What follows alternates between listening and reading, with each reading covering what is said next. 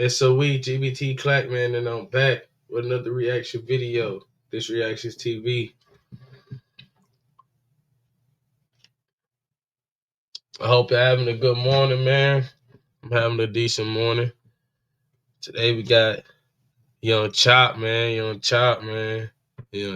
Hey, I fucked with all Young Chop beats back then, bro. Man, my nigga fell off though, man. I used to fuck with that nigga beats, especially warm, you know what I'm saying, in warm-ups before our basketball games. Now I got it. Yeah.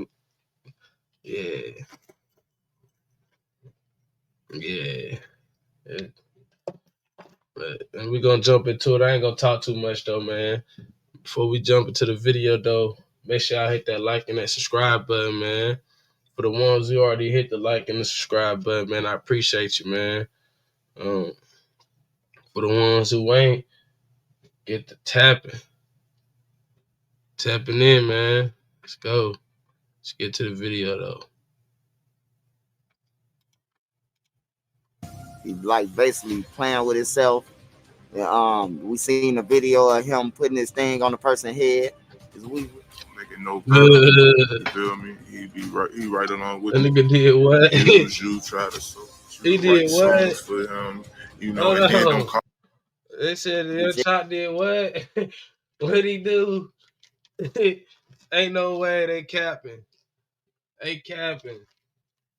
Cuz ain't do no shit like that.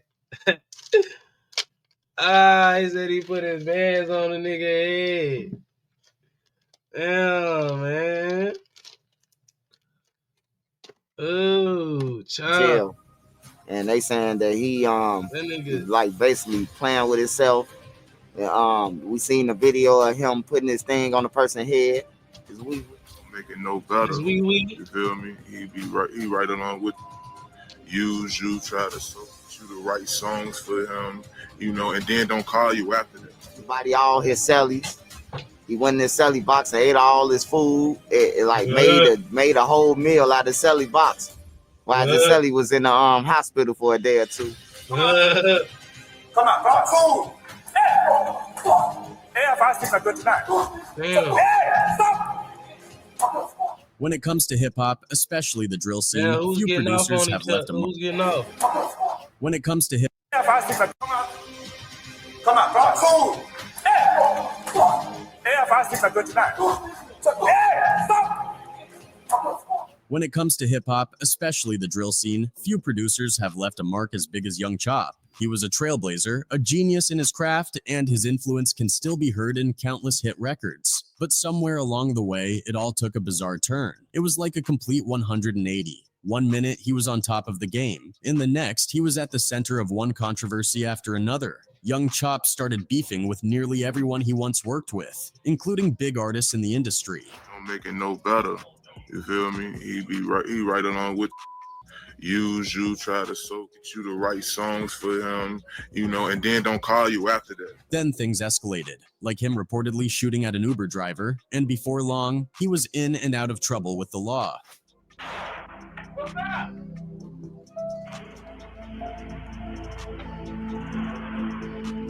Oh. His downward spiral has now landed him in jail, and according to some sources, things have only gotten worse for him behind bars. Rumors swirling around suggest Young Chop might have lost his grip on reality. Reports have surfaced about his bizarre behavior in jail, from fighting every cellmate he's had to eating up all their food and even doing unspeakable things like putting his private parts on someone's head. Y'all thought those STEMI checks a while back were the only time Uncle Sam was going to put some money in our pockets. But word on the street is they're doing something crazy right now. I don't know if y'all have heard of the inflation.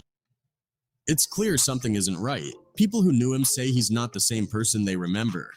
I did a few interviews with him over the years, and then at one point I feel like he just lost his mind. Yeah, he lost it. Come on, cool. Hey, 5, 6, 29. Hey, stop. Stop it. Theories about what happened to him are everywhere. Some say the fame and pressure got to him. Others speculate that he might have been drugged, maybe slipped a pill or something that messed with his mind. He was the Kanye West of the drill. He was. Yep. Absolutely. he could have still been in that position. He just lost it, man. I think somebody slipped him a mitt. Yeah. And then there are those who compare him to Kanye West, saying he's a misunderstood genius whose mental health struggles were never taken seriously. Young Chop was once considered the Kanye of the drill movement, a pioneer who helped shape the sound of an entire generation. But what caused his life to spiral so out of control? Let's dive in deeper. Young Chop grew up on the south side of Chicago and got into making beats at just 11 years old. His cousin introduced him to FL Studio, a beat-making software, and Chop instantly fell in love with it. While other kids were out playing or getting into trouble, Chop was glued to his computer, teaching himself how to make beats. Little did he know those early days would eventually change the entire rap game. Before Chop and Chief Keef blew up, Chicago wasn't really a major player in hip-hop. Sure, there were legends like Kanye West and Common, but the city didn't have a unique sound that influenced the culture in the same way the East and West Coast did, or even the South, which had its moment with artists like Gucci Mane and Outkast. But all that was about to change when Young Chop and Chief Keef started linking up in the studio. Back then, Chop wasn't working in fancy studios with expensive gear. He was lugging around a massive desktop computer to every session, because that's all he had to work with. No laptops, no professional equipment, just raw talent and determination. Chop met Keef through a mutual friend, Edai, who introduced them during the making of Keef's mixtape Bang. Even though Chop was just getting started, his beats were already standing out. The tracks he made for Bang and another Keef mixtape called The Glory Road started getting some buzz in the city. People were paying attention, but Chop's rise hit a snag when he got arrested for firing shots from his car. After spending some time locked up, Keef got out and was ready to get back to work. According to Chop, Keef him up after he was released was Chief Keef. Keef reached out to him on Facebook and told him to bring his computer over so they could link up.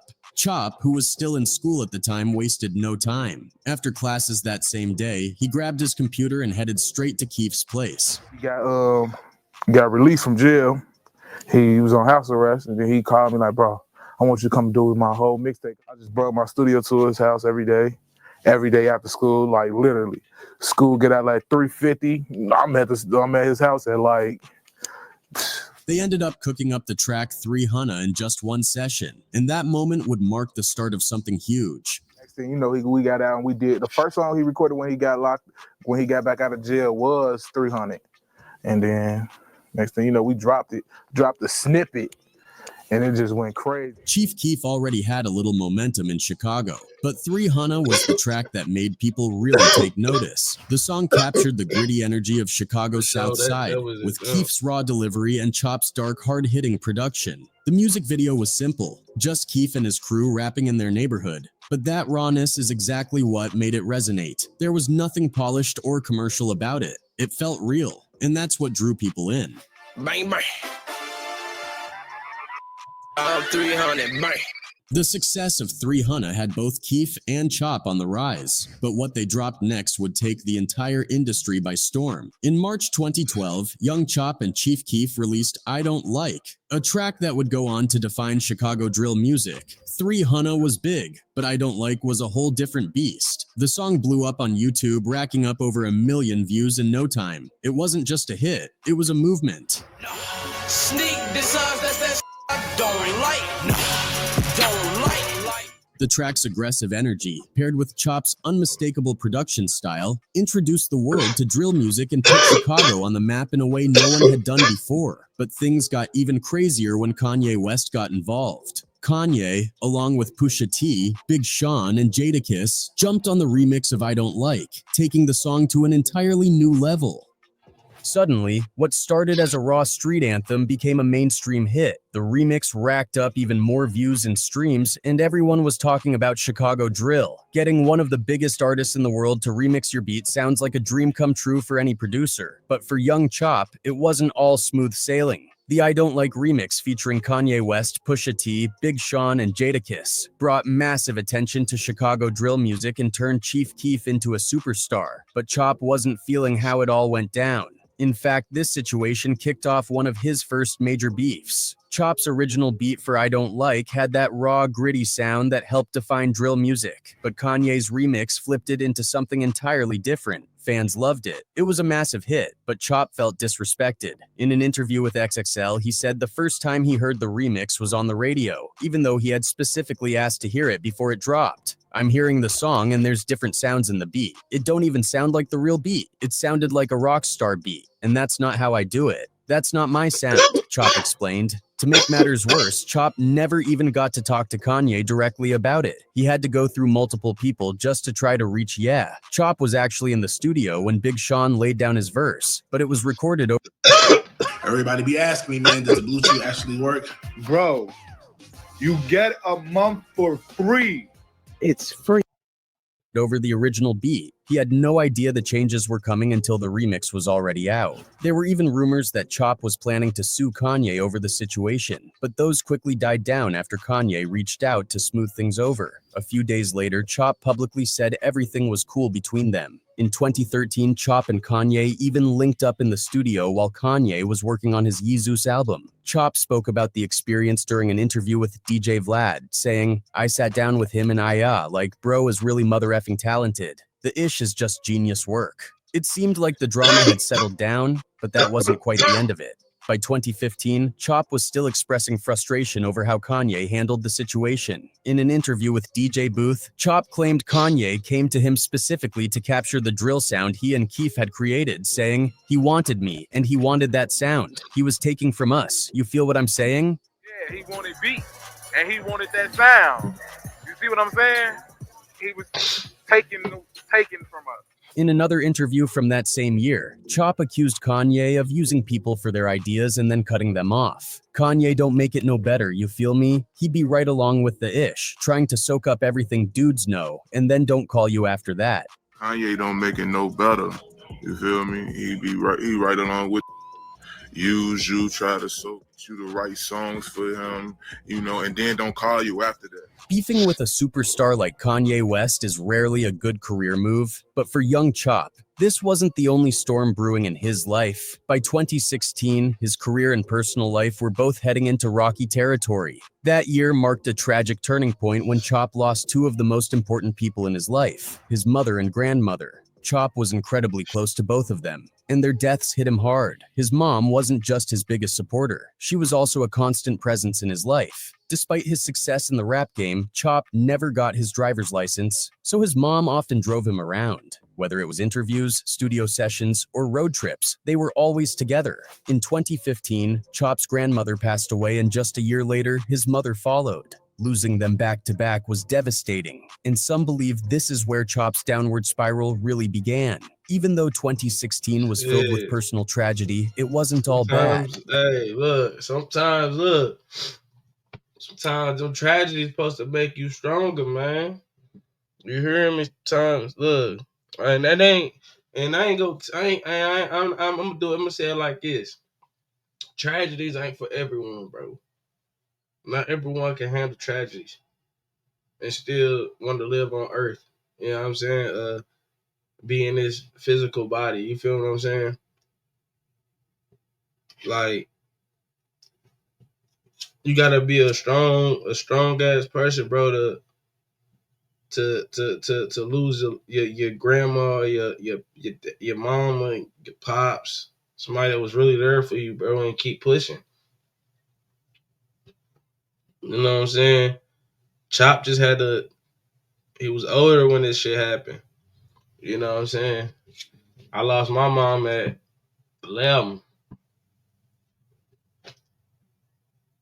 You know what I'm saying? I mean, I had to push forward. You feel me? Going into group homes and juvenile, then, you know what I'm saying, foster home, to military school. I couldn't find my way. I was going through the motions. You feel me? Couldn't find my way. I went to prison and shit. Got out in 2018. Went in 2015. Got out in 2018. Look at me now. I'm good. Chilling. I've been smooth sailing. Every nigga in the pen I was in the pen with me, bro. That was in the pen with me, bro. They all said I was gonna be back. All of them said I was gonna be back. I ain't gonna lie though. When I was on about 5 years sentence, I was on a 5-year sentence like I was on a life sentence, nigga. I'm in there act like I'm in there for life. Like I ain't never coming home. God still had my back though in that bitch. You feel me? I'm glad I ain't get no outside charges. You feel me? But yeah, man. Not everybody can go through a tragedy, bro, and come out. They want to, you know what I'm saying, come out okay. You feel me? Shit. Let's get back into the video, man. After a few years of tension, Chop and Chief Keef squashed their beef and started making music together again. For a while, it seemed like Chop might be on the road to getting his career back on track. Reuniting with Keef was a major step in the right direction. But just as things started looking up, Chop found himself in a far more serious situation, one that nearly cost him his life. During an Instagram live chat with Gilly.Kid, young Chop shared a wild story Hey, yo, about a Chop studio always been a session he big once ass had with nigga. Meek Hey, Mill and 21 Savage. According to Chop, he that showed up to nigga the a big studio ass packing nigga, heat. man. Literally, he claimed that as soon as Meek and 21 Savage realized what was going on, they dipped out of there fast. I got 1, 2, 3, 4, 5, 6, 7, 8. 21 Savage came at you. I ain't saying his name, you said it. Man, Savage ain't come at you, man. Man, I ain't living like that. I'm telling you. I was in the studio with him and Meek. Ain't living like that. I had that you dig on me. Left the studio. Swear to God. But that wasn't the end of the drama with Meek. After the studio incident, Chop said he tried to get Meek to collaborate with Polo G, but Meek never responded. For Chop, this wasn't just a brush off. It was a sign of Meek's fakeness. During the same Instagram live with Gilly tried to defend Meek, saying maybe it wasn't that deep. But Chop wasn't having it. He doubled down on his criticism, calling Meek fake and even dragging other big names into it. French Montana, Lil Wayne, and Cassidy all got called out by Chop as being fake gangsters too. It didn't take long for Meek Mill to respond. He hit back on Twitter, but instead of firing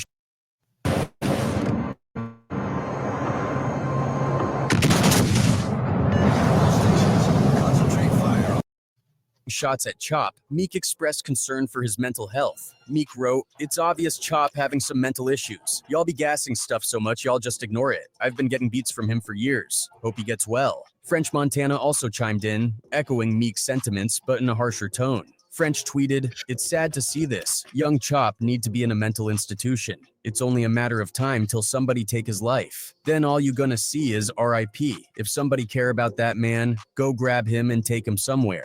21 Savage also threw his 2 cents in, posting an Instagram story about the situation.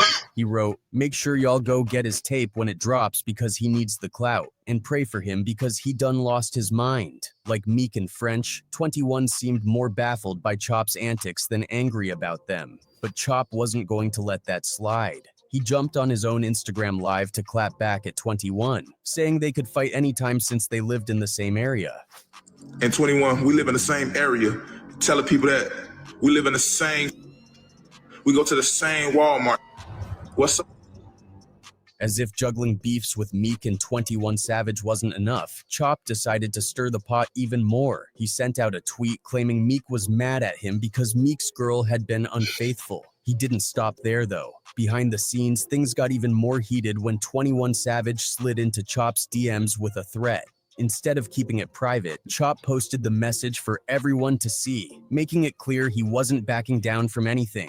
And then out of nowhere, Chop took a random shot at R&B singer Sean Kingston. The two had worked together in the past on Kingston's track Kissing Girls, but now Chop was questioning Kingston's preference. It seemed to come completely out of left field, leaving fans and followers scratching their heads. Later, Chop issued what seemed like an apology to Kingston, but in true young Chop fashion, it didn't take long for him to double down on his original comments. Young Chop kept adding fuel to the fire, taking aim at his new ops, and making sure everyone knew he wasn't backing down. In one particularly wild moment, he posted a photo of 21 Savage with his ex-girlfriend Amber Rose, holding a sign that read, "I'm a too." The trolling didn't stop there. Chop decided, Hold on, man.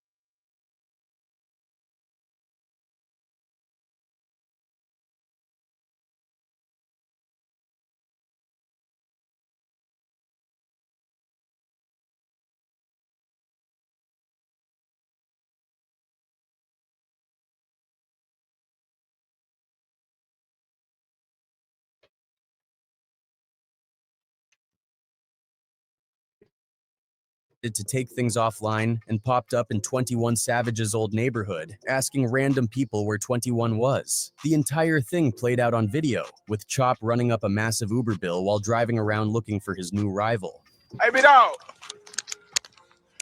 Big dog. What's up, big dog? What 21 is that? What 21? But things quickly escalated. Allegedly, while Chop was sitting in the backseat of his Uber, someone shot at the car. In the same video, Chop claimed that the attackers hit the Uber driver's windows, and he even offered to pay for the damage, casually throwing in, "They need to hire better shooters." They need to go hire some more shooters, bro. What the bro? Around this time, Chop also managed to stir up drama with King Von. During an Instagram live session, Chop jumped into the chat of King Von's girl. Get this man off my life. Chop, big. Tell him going on. Chop, hey, Chop, we don't even play like that over here. I think Chop trying to. It was clear by this point that Chop was ready to clash with just about anyone, and his antics were becoming harder and harder to ignore. Things took an even darker turn later in 2020. Chop was arrested for discharging a firearm on his front porch in the middle of the night. Thankfully, no one was injured, but according to Chop, the situation wasn't as random as it seemed. He claimed that some goons had tried to follow him home, leading to him firing the shots. Of course, Chop being Chop, he posted the whole ordeal on Instagram, sharing footage of what went down.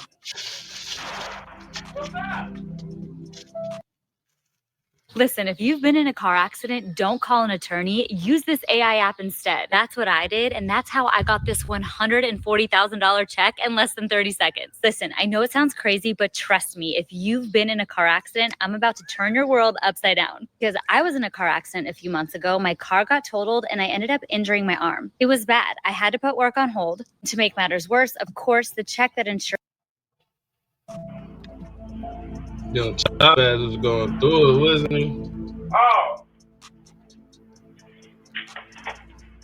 For a lot of people, this version of young Chop was unrecognizable. He'd always been a peaceful, behind-the-scenes guy in the music industry, but starting in 2020, something seemed to shift. It wasn't just the trolling or the beefs, it was a full-blown spiral that left fans and peers wondering what had caused such a dramatic change. Some pointed to the tragic losses Chop had suffered in recent years. His mother, who he was incredibly close to, passed away in 2016. Just a year before that, he'd also lost his grandmother. Those back-to-back losses clearly hit Chop hard, and many speculated that his behavior was tied to the grief he was struggling to process. But the chaos didn't stop. Just a week after his trip to 21 Savage's old neighborhood, Chop was arrested again, this time for reckless conduct. According to the arrest report, things got heated while Chop was riding in that Uber. He'd asked the driver to take him to a convenience store and then to an apartment complex where he claimed 21 Savage lived. When they arrived, it turned out not to be the right spot. That didn't stop Chop from hopping out of the car and asking people on the street if they knew where 21's house was. At some point, Chop got into an argument with a random man,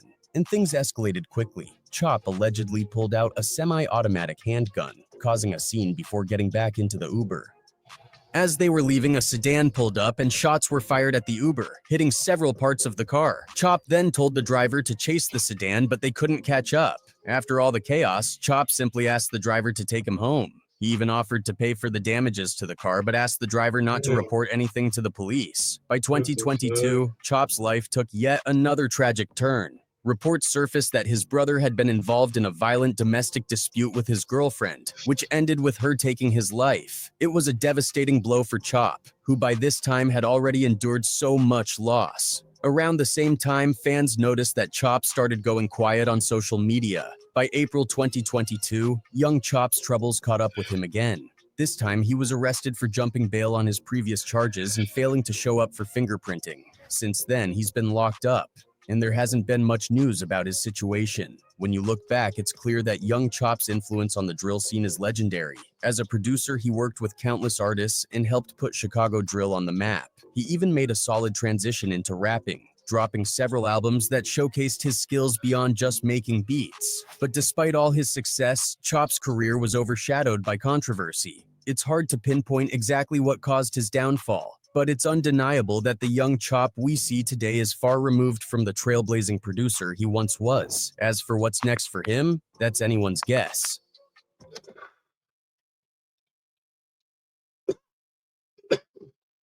That's just an unfortunate situation right there, man. The young Chop didn't even see it coming. Because if he seen it coming, he would have got his license. He would have got his own car. You know what I'm saying? He felt like his mom and his granny was going to be with him forever. You know what I'm saying?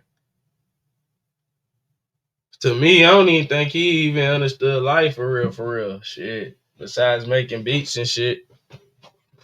Because shit, nigga, shit. I don't know. I feel sorry for him. Shit, I hope he get better, but damn. Shit, like I said, tragedies ain't for everybody, bro. Not everybody can have a tragedy and come out okay. It's not. You have some people that'll go out here and commit mass murders. You know what I'm saying? Go shoot up crowds and shit. Go blow up a school or something. You feel me? But it's gonna happen, bro. You gonna lose somebody, man. Just know it's gonna be okay in the long run. You're gonna be able to push through that shit. I promise you. Shit. I'm pushing through it. You know what I'm saying? Lost my mom at 11. Lost my daddy at 15. Yeah.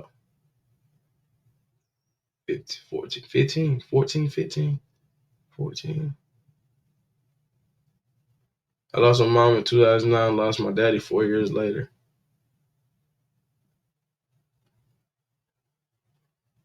Yeah. 2013. Yeah. But you're gonna lose people, man. You just gotta push through it, man. That's it. You gotta push through it. The person that you lost probably don't want you to push through it, so why not? You know what I'm saying? Push through that shit, man.